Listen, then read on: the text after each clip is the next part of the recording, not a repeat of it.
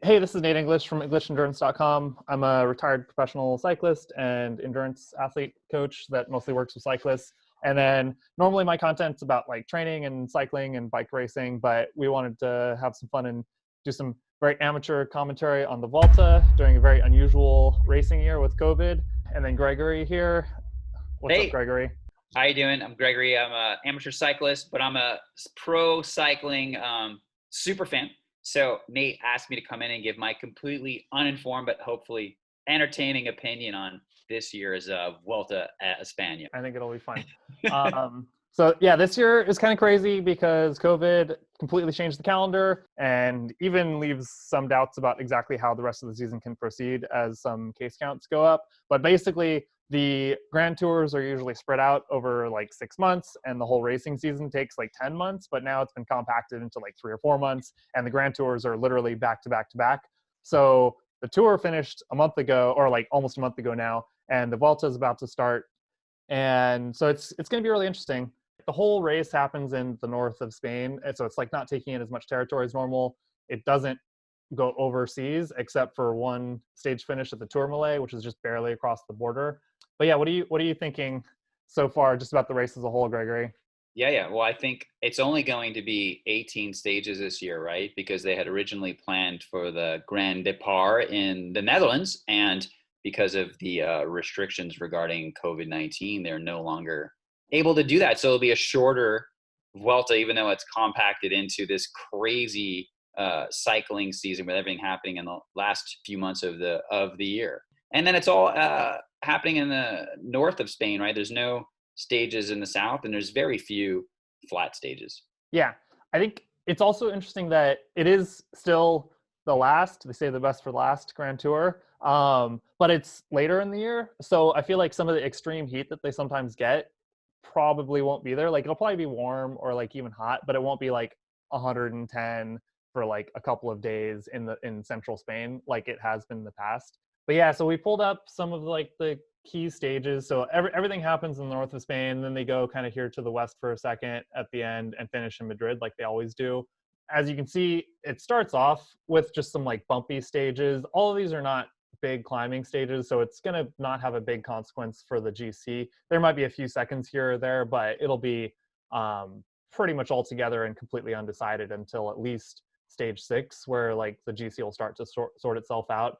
So that'll go into France and include the Tourmalet, which is a pretty awesome climb. It's got 3 big climbs. It's got a Cat 1 and 2 HC climbs, and finishes on the HC climb of the Tourmalet. So that'll be fun to watch. And then I was really excited about stage 11 being really substantial, a bunch of Cat 1 climbs right before the stage 12 on the Angliru.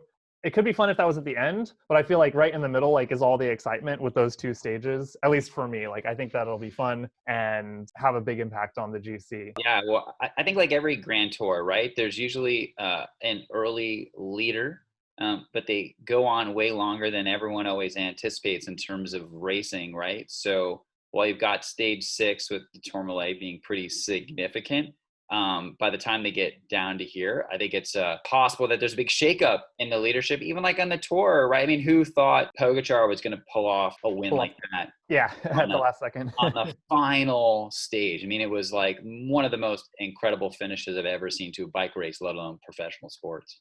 I feel like I feel like there might be like a few little shuffles early in the race, and then what do you call it? The Tourmalet is probably going to have an impact and like shake things up, and there's going to be some sort of consolidation of the GC contenders, and everyone that has any hope of being in the GC will probably be in the top 20 at that point, with like over the spread out over a few minutes. And then it's going to probably mostly stay the same until those 2 stages. I think it'll shake up a lot there. Probably whoever's in the lead, either they just like show that they're dominant, or they like crumble on one of those days and they lose like 10 minutes or something stupid, you know? If you can do well on those, you're going to do well in the race overall, because it's like those are the 2 like really climbing heavy days that have to finish on the Angliru. Yeah, absolutely. I think the vault is always won in the mountains this year, right? And basically, they don't leave the mountains. There'll be a couple of interesting flat stages for some sprinters that can hopefully make it through. But yeah, I think for the GC, it's going to be the contenders who are the most fantastic climbers around. So that'll be pretty fun. A couple days later is the TT, which I think there's a chance for like some shakeup, but it's only 34K and it's basically flat with a little bump at the end that just goes up a couple 100 meters. So that'll be like fun to watch, and it'll have time gaps because it's not dead flat. Probably you'll see people change like 1 or 2 spots on the GC. Like if anyone loses any significant time there, like they probably already had lost time elsewhere. And then stage 17 also looks pretty tough. I think like near the end when people are tired. 18 is in Madrid, so 17 is like if anybody's got any firepower left, that's their last opportunity. Yeah, it could, maybe it's like Pogacar and it like shakes up at the last second. The start list, you can see everyone like sorted by teams on Cycling News or other venues. It's like kind of cool if you want to see like who the favorites are or like who your favorite riders are. But Gregory found this cool listing on procyclingstats.com, which has like a ranking. So Gregory, what do we understand about the rankings here? Yeah, so they have their top GC contenders for the 2020 Vuelta, and this looks like it's based off of some rather complex statistical modeling that they do on finishes based on the riders here. So while they look at the top 10, a lot of those riders are people who look like are favorites, right? Like a Tom Dumoulin or Enric Mas, right? But you've got people like Froome all the way down at the list of like 82, right? Because he hasn't raced a lot this year. So while this is useful and interesting, I don't think it tells the full story. It's limited by the race data that was available to calculate it. Like, who are your picks for people to watch, or people that you think are, I don't know, major contenders or your bet to win? Yeah, great question. I don't know if Nate's got his picks finalized as well, but we've been debating this for I'm a terrible. while. I'm terrible at favorites. Like I can't pick favorites of any kind, more or less. You know, like my favorite is like a class of objects. That's funny. I mean, I've always been a giant Sky Froome Ineos fan, right? And I'm really excited to see him back in action.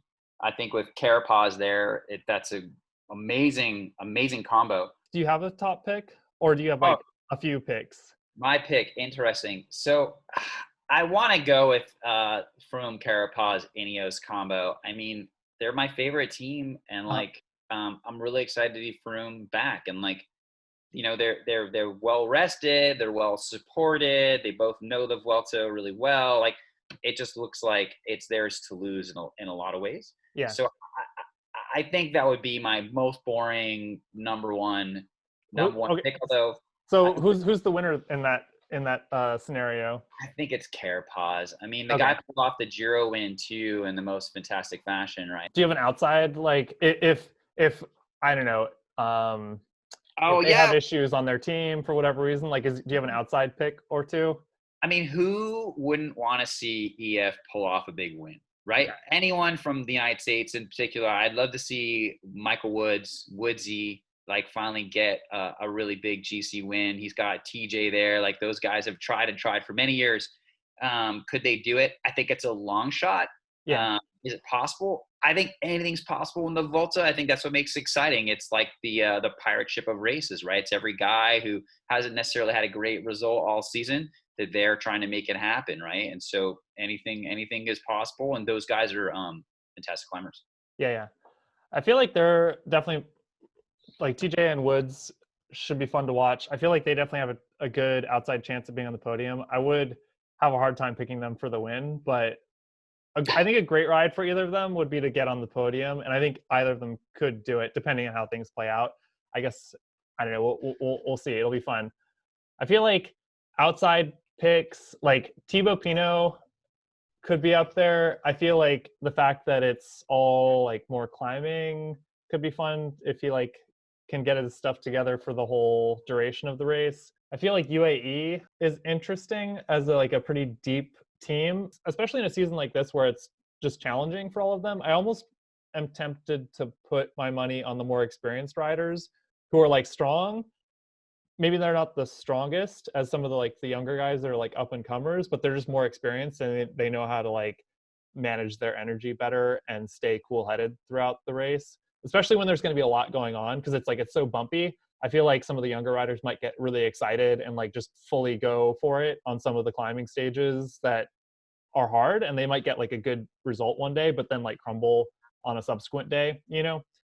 I don't know. If I was going to be forced right now to pick a GC winner, just to be kind of contrarian, I would maybe pick Tom Dumoulin, because his team is really strong, and I feel like Roglic coming off of the tour isn't going to quite be there, but after he like has a bad day somewhere, he could be like the best domestique in the race for Tom. Yeah, I mean it's totally possible, right? They've got two great riders on that team. I think there's one team we need to cover, which is of course Movistar, who they would love to win the Vuelta every year, but they never seem to be able to pull it off. Like Valverde is getting old. I'd love to see a Valverde win it. At the very least, like Valverde and Movistar will be really exciting to watch. I'd even put them up there as one of my favorite teams to watch. I loved the Netflix documentary. I think Movistar is just full of drama and excitement and just everything I want out of professional cycling. It's just entertainment forever. Yeah, they have a lot of experience on their team. I think if it weren't for his age, like if you look, even if you took every rider in the race like through the end of their career, like if you could somehow like tell the future, I bet that of all the people in the race, he's probably the winningest rider of any of them, because he's been around for 20 years and he's won like almost everything that he could win at some point, at least once or twice, you know? Like if you look at the rider start list, like there's a bunch of young riders who maybe like won a race here or there.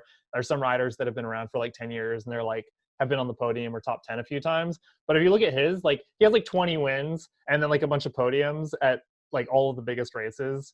I don't know.